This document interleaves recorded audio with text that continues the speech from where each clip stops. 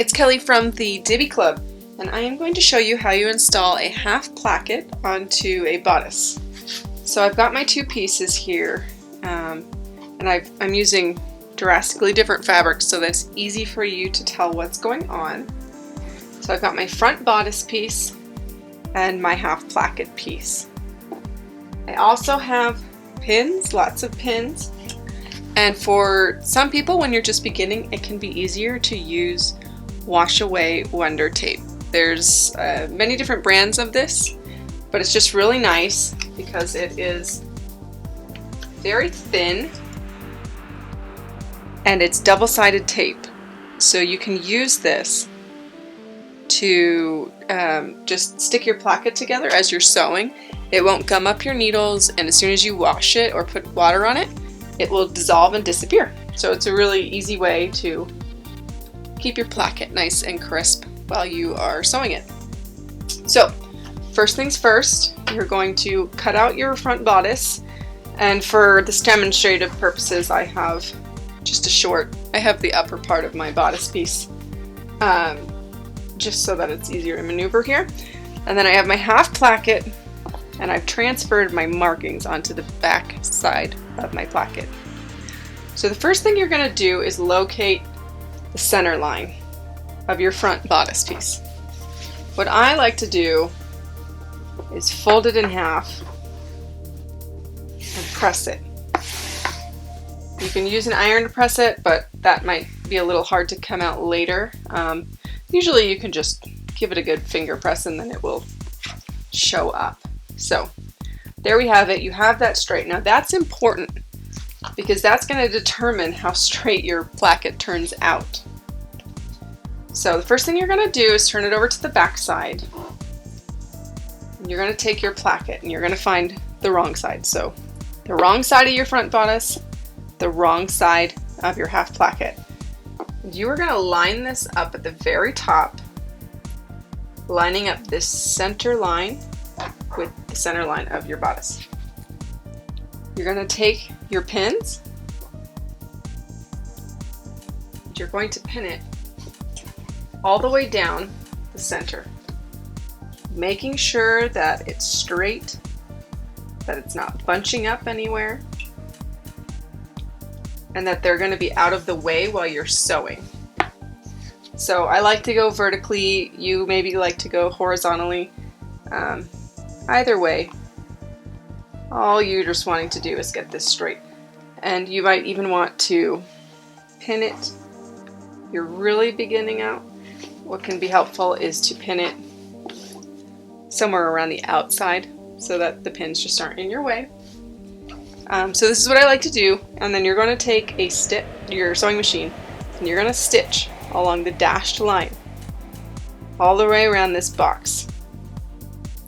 And once you're done, we'll come back and we're going to cut along the center line. So let's do that. Okay, so you can see from my dark stitches that I've stitched all the way around that dashed line, starting at the top of the bodice, going down, around, and back up. So next thing I'm going to do is to remove the pins, flip it around,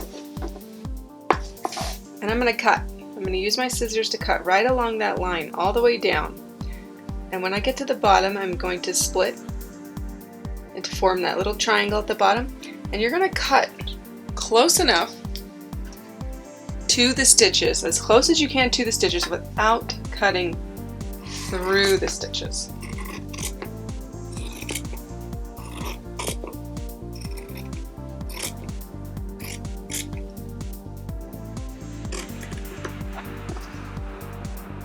Okay. So right up to them without going through them. So now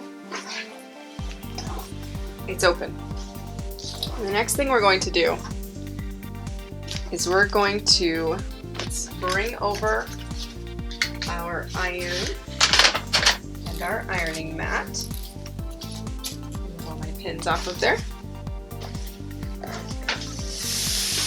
Okay, so here's my ironing mat.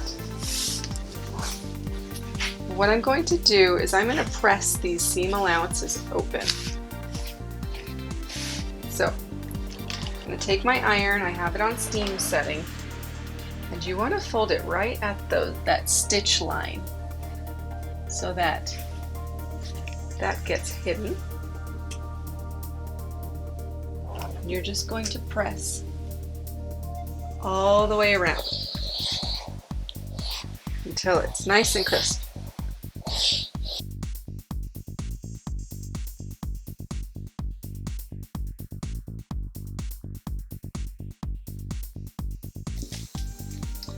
And then we're going to take everything and just fold it through the shirt. Let's flip our bodice over. We're going to take everything and fold it out to the right side. You're going to take those lines, you're going to fold it over so those stitches are hidden and that fabric transition is hidden, so that you don't have any of the back side of your fabric sticking through. Okay, so we have our placket all ironed out and nice and flat onto the right side of our fabric. Next step, we're going to form the short side of our placket. Now, I'm going to call this the short side, the longer side, the tower side, just so that we don't get confused. So you're going to take your short side, you're going to kind of fold it over, find that seam allowance there. You're going to fold your fabric back enough to cover, just barely cover your stitches on that side.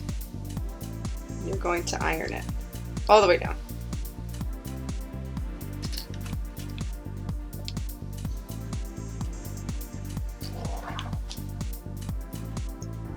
So you've ironed it, it's good.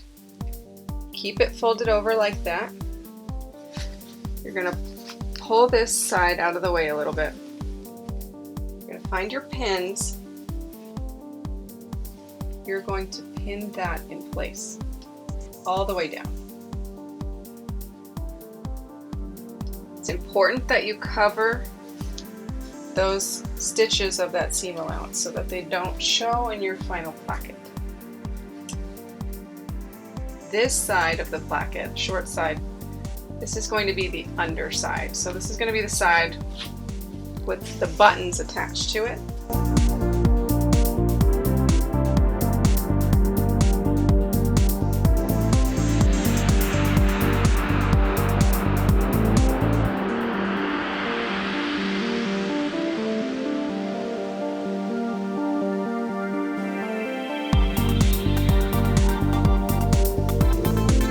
So you've got this pinned, it's ironed, it's ready.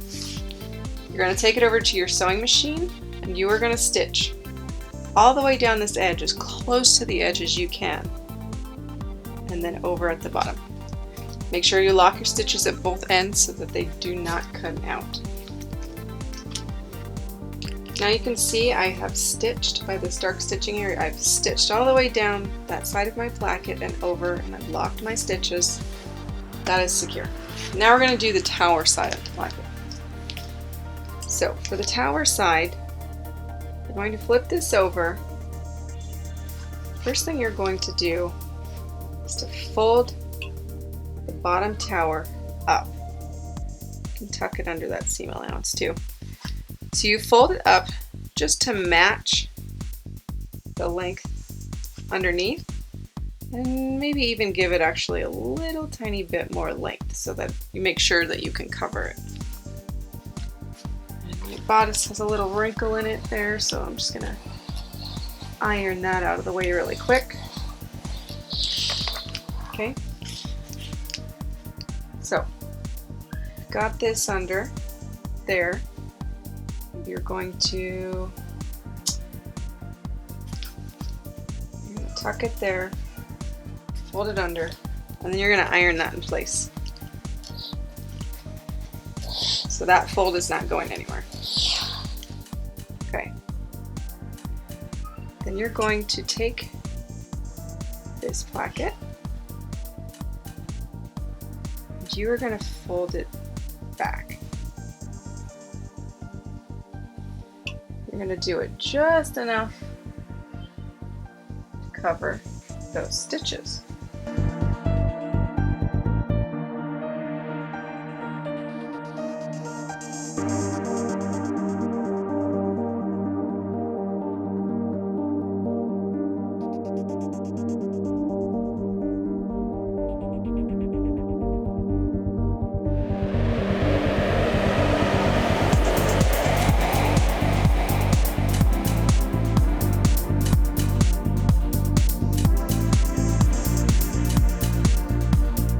That's done. Once you pin this on place, or use your Wonder tape, it'll all hold still. So, because we don't want to attach this top placket to the bottom placket just yet, so that we have the mobility to add our buttonholes, you're going to pin this to itself, but not to the placket or the bodice underneath of it. Just kind of pin your pieces together, or this is a great opportunity to use that wash away Wonder tape if that's easier for you.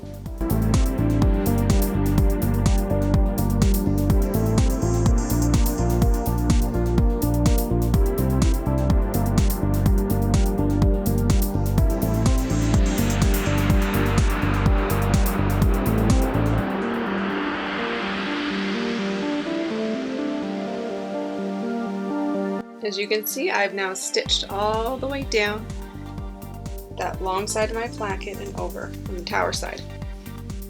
I also have not sewn the tower side placket to the short side placket. What you want to do at this point is transfer your markings for your buttonholes and your buttons onto both sides of this placket. So, let me grab my piece. Now you'll see on here there is a circle marking at the top. This is going to mark where your top button should sit. So, fold that over, line it up. You'll see my circle marking there. This one you can use your, whatever you use to mark. I like to use these dry erase crayons just because my kids have them around and they wash out, they're water soluble. So there's my first one. In order to do this on something that you can see, I'm just going to go ahead and use a pen. I don't normally recommend pens, so you can see that dot. Then you're going to take your tape measure, and I'll use this one so that you guys can see it clearly. And you are going to space these. Every 2.5 inches is what the pattern calls for. If you want to go to 3 inches, that's totally fine. Just 2.5, down to 5, and 7.5. Okay, so there's your markings there. Now, you're going to transfer those same markings to your under placket. Now this is going to mark where your buttons and your buttonholes will go. And the reason that we didn't attach the tower side to the short side down here yet is because you need this mobility to stick this under your sewing machine.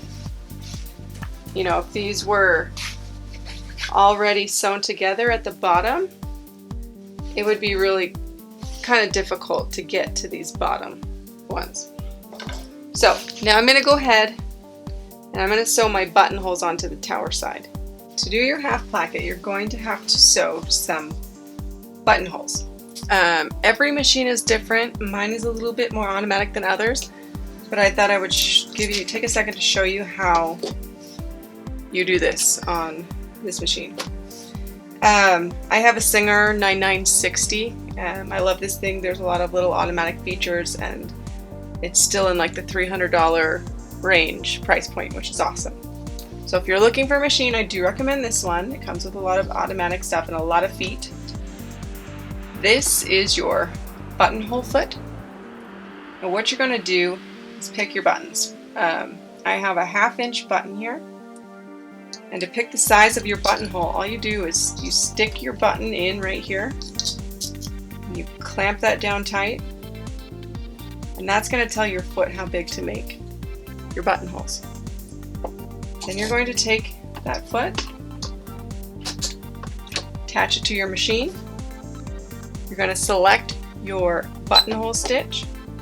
Should just look like a rectangular box on your machine. It's usually pretty easy to spot. And then you're going to pull. There's this lever towards the back side of the front here. You're just going to pull that down and let it sit. My machine, I have to unplug my foot because it's automatic. Others are controlled by the foot.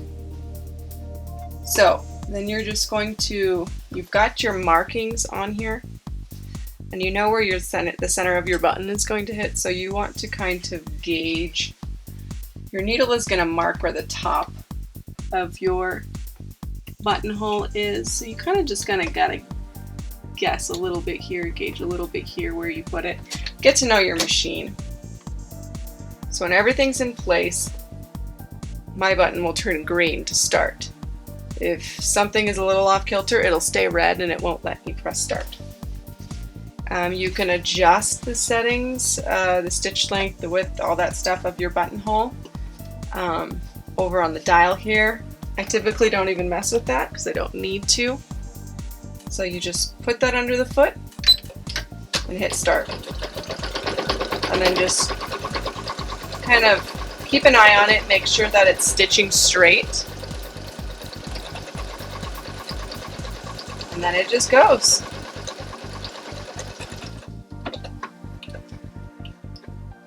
And then it's done. And then for my machine, I have an automatic cutter, so I just hit that, pull it up, pull it out. And then you have your buttonhole. It's that easy, super easy.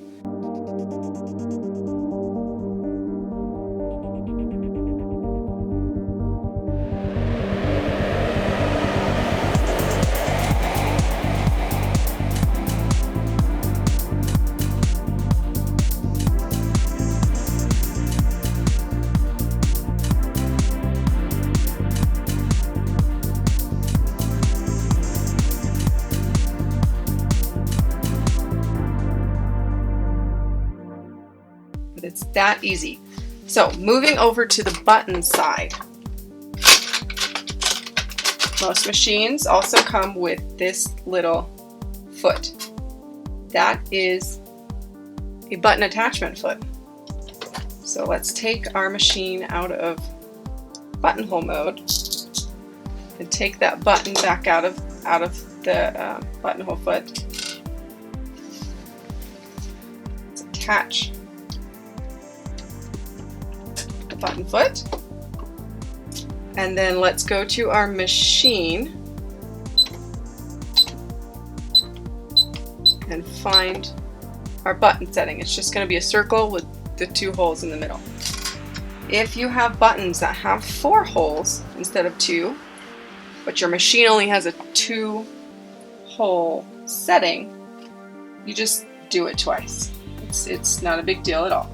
So find your marking where your button is supposed to sit and lay your button on top. And then kind of orient your foot over the top of your button. This one you're going to have to do some fiddling to get the settings right, because you have to set the width of your stitch to be the width of the holes in your button. If it's too short or too big, you're going to hit the top of your button. I like to do a couple little test turns just to make sure that we have it set right. And then all you're going to do is stitch. That's it. It's going to attach your button for you. That feels like enough. Maybe you feel like throwing some reverse stitches in there. You're done. That's it. Just trim off the thread and you're done. And you come over here and attach it. So, attach your buttons down the rest of your placket. I shouldn't have done this top one first. I just wasn't thinking. Usually you will attach the top one after you have attached whatever neckline you're attaching. That way that button just doesn't get in your way. Okay, so you have attached your buttonholes. You've attached the bottom 3 buttons, leaving the very top button off. Now you want to secure your placket in place by stitching a box at the bottom. So you're going to kind of align your placket to make sure it's covering, the top is covering the bottom side. Hold it straight, and then you're going to pin a spot on here where everything is pinned together and everything is covered. You're going to put this under your machine, and what you're going to want to try to do here is cover your stitching that you've already made on the bottom and on the side. This just keeps a cleaner finish. If you go outside of that, that's totally fine. So we're just going to stitch a box carefully, going over those original stitch lines. And this is, again, just to secure your placket in place.